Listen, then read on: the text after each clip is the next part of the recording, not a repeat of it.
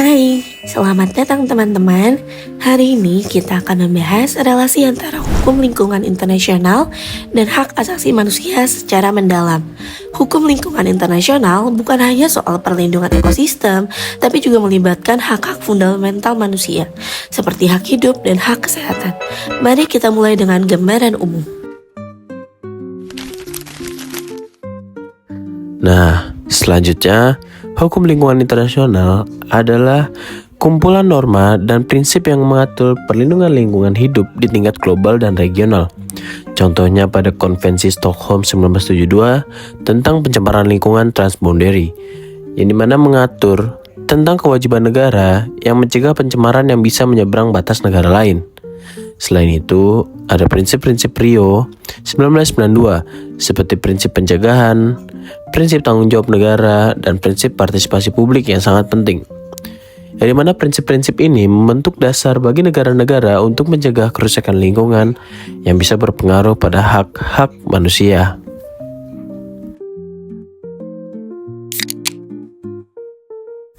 Nah, hukum lingkungan ini berkaitan erat loh dengan HAM, khususnya hak atas kehidupan, hak atas kesehatan, dan hak atas standar hidup yang layak. Sebagaimana diatur dalam Kovenant Internasional tentang Hak Sipil dan Politik atau yang biasa kita kenal dengan ICCPR, dan Kovenant Internasional tentang Hak Ekonomi, Sosial, dan Budaya atau ICESCR. Terlebih pada 2021, Dewan Hak Asasi Manusia PBB mengadopsi resolusi yang mengakui hak atas lingkungan hidup yang bersih, sehat, dan berkelanjutan sebagai hak asasi manusia.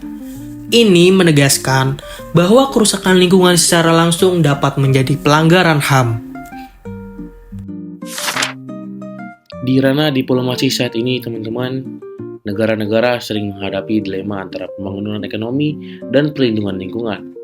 Perjanjian seperti Perjanjian Paris 2015 berupaya mengurangi emisi gas rumah kaca untuk mengatasi perubahan iklim, namun implementasinya bergantung pada komitmen politik dan sumber daya negara. Kita juga perlu mencermati Perjanjian STJ 2018.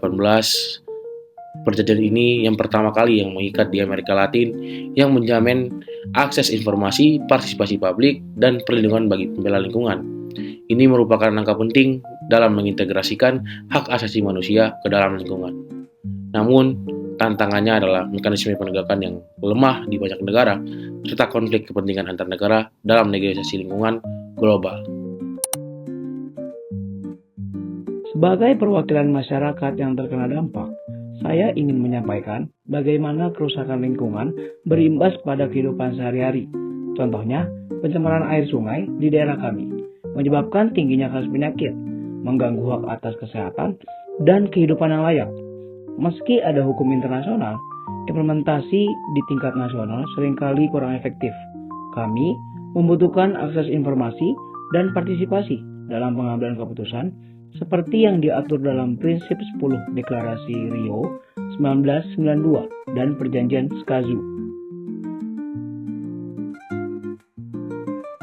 Memang, implementasi adalah kunci.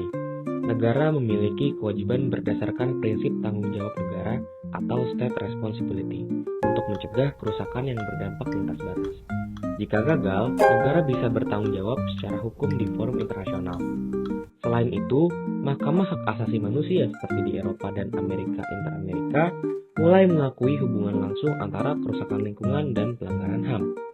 Seperti kasus Verein Klimaveranderingens voor Switzerland dan putusan Pengadilan Inter-Amerika.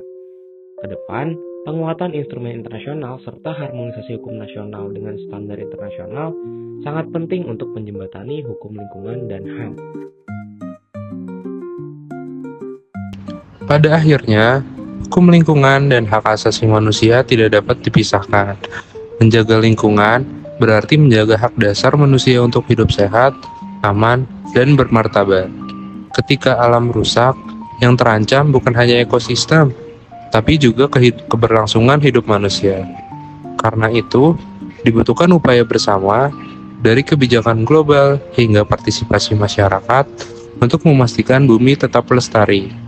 Perlindungan lingkungan bukan sekedar tanggung jawab hukum, melainkan bentuk nyata dari kepedulian terhadap kemanusiaan dan masa depan kita bersama.